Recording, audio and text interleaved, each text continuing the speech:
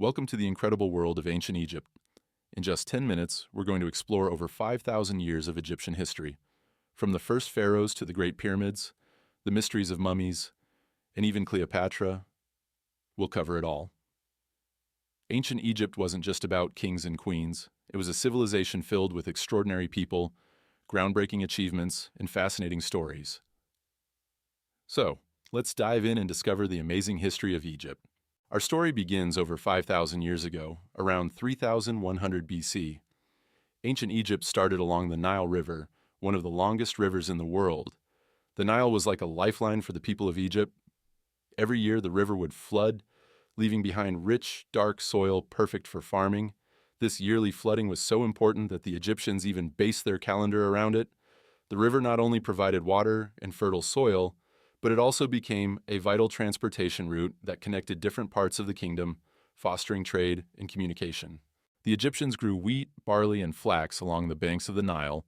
These crops were used to make bread, beer, and linen, essential staples of everyday life. The abundance of food allowed Egypt to grow into a powerful civilization.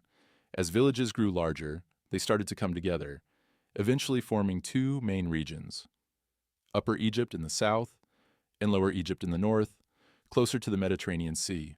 These regions were distinct in culture and customs, yet shared a common dependence on the Nile. Around 3,100 BC, a powerful leader named Narmer, also known as Menes, managed to unite these two regions into one kingdom. This unification was a turning point in history and marked the beginning of the first dynasty of Egypt. Narmer became the first pharaoh, or king, of all Egypt.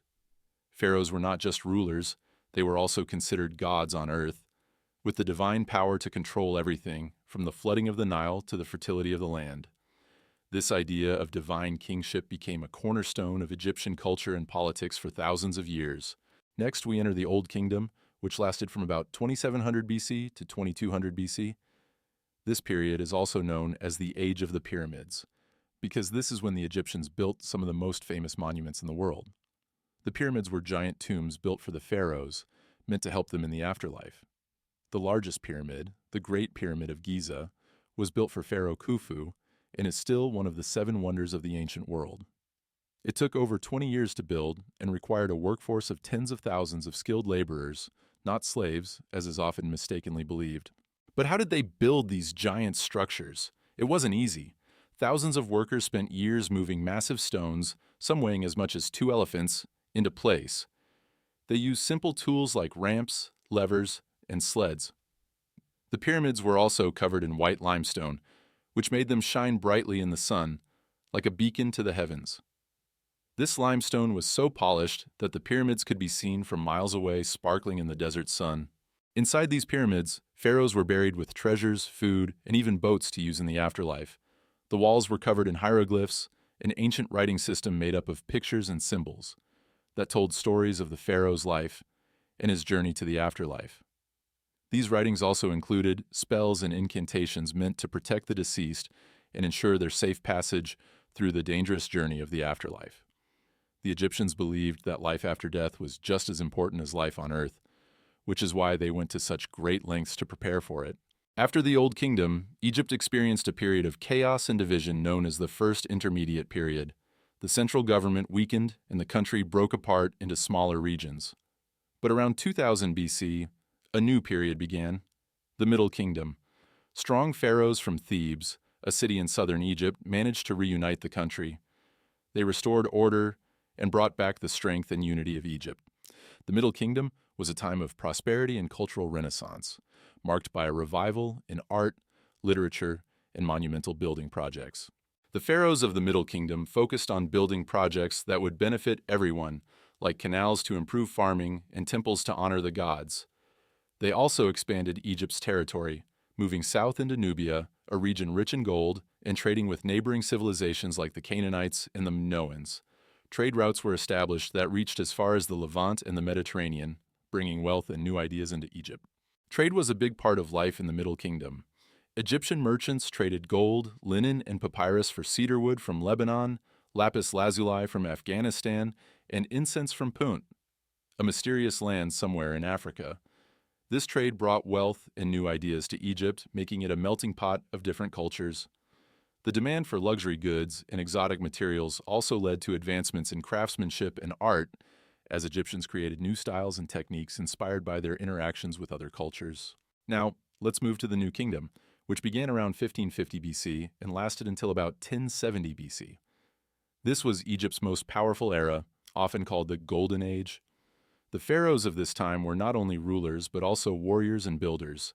Pharaoh Hatshepsut, one of the first female rulers, expanded Egypt's trade network far and wide.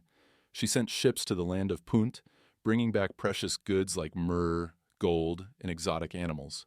Hatshepsut's reign was marked by peace and prosperity, and she is remembered for her impressive building projects, including her magnificent mortuary temple at Deir el-Bahari. Then there was Akhenaten, who made a bold move by changing Egypt's religion. He declared that instead of worshipping many gods, Egyptians should worship just one god, Aten, the sun disk. This was a radical shift in a society that had been polytheistic for centuries.